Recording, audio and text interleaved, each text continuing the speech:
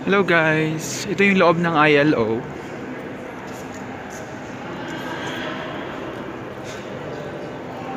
So dito mo makikita yung ayan si Mr. Guy Ryder, yung Director General.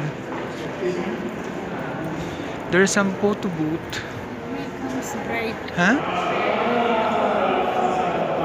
You want?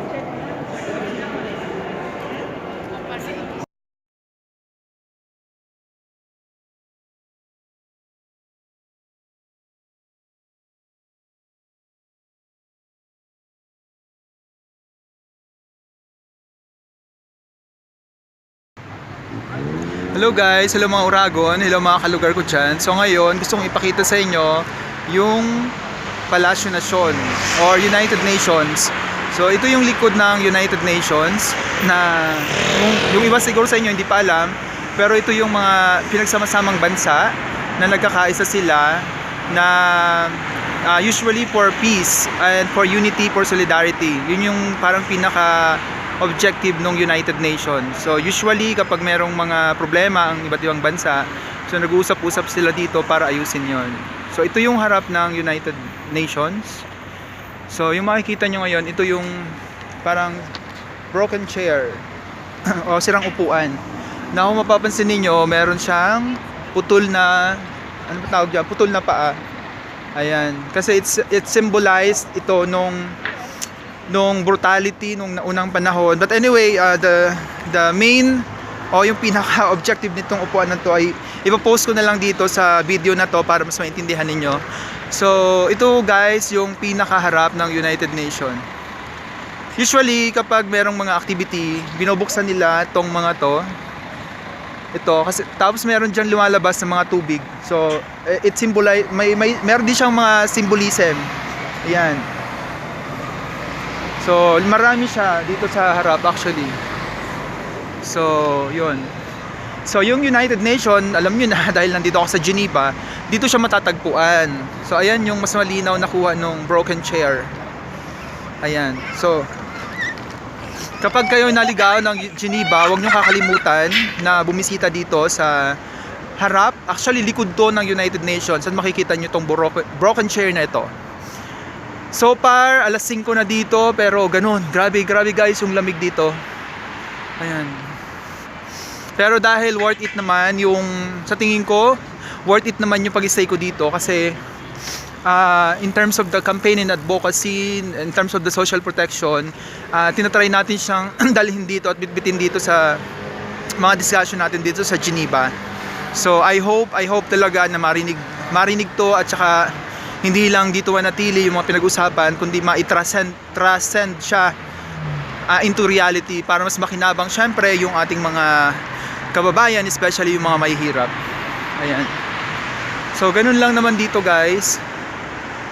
Ayan.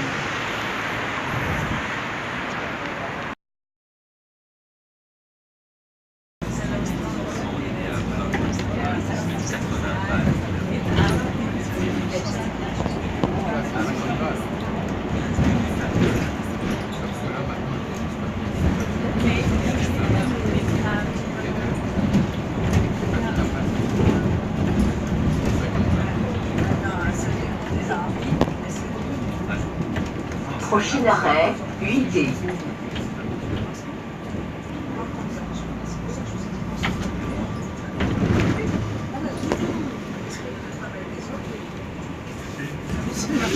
Prochain arrêt, Gotha.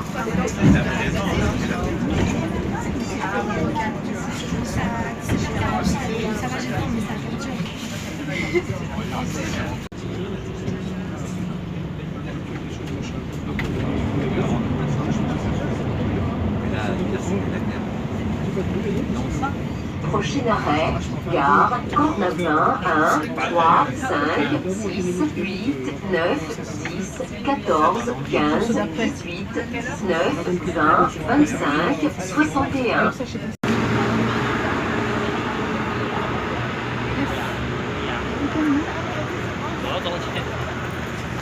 So ayun guys, tapos na naman yung aming araw. Pabalik na kami ng hotel.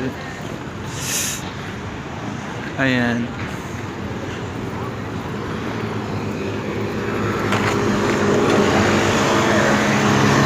ang mga tao dito, mga busy-busy.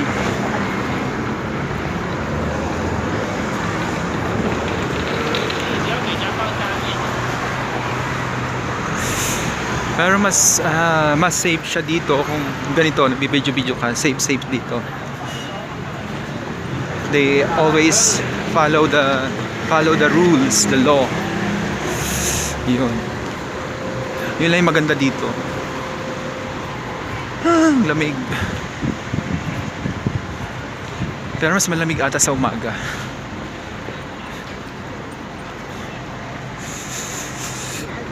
Kasi sa ubinan.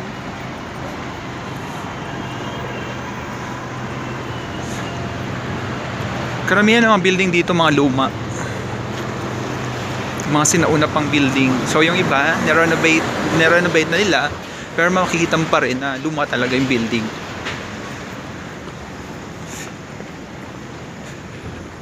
So naglalakad na kami papunta na aming hotel.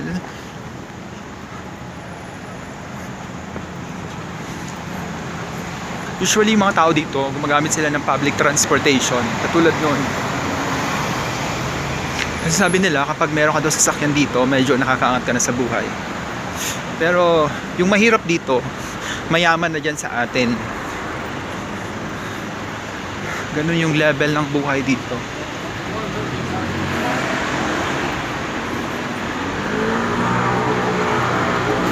Ayan, barbershop. So, itong building na to under construction.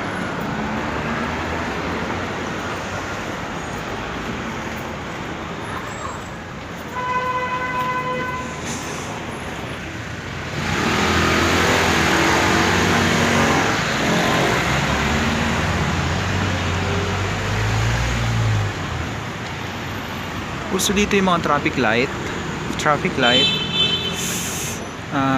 Tulad yan sa atin, meron din dito yung mga tao na hindi rin sumusunod sa traffic rules. Alam mo, hindi pa pwedeng tumawid, pero tumatawid na sila. Itong daan na to, pag dinaretso nyo lang, papunta ito ng Geneva Lake. Pero galing na kami doon na nakaraang araw. Pero ito, try ko pa rin pumunta doon. Kapag may free time, pupunta ako doon ulit.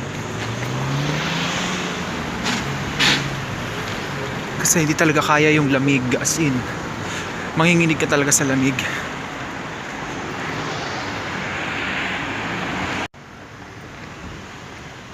So ayan, nakarating na kami guys sa aming hotel, ang Adagio Apart Hotel. Ay, salamat. So ito yung tapat ng hotel, merong mini park. And anyway, papasok na kami.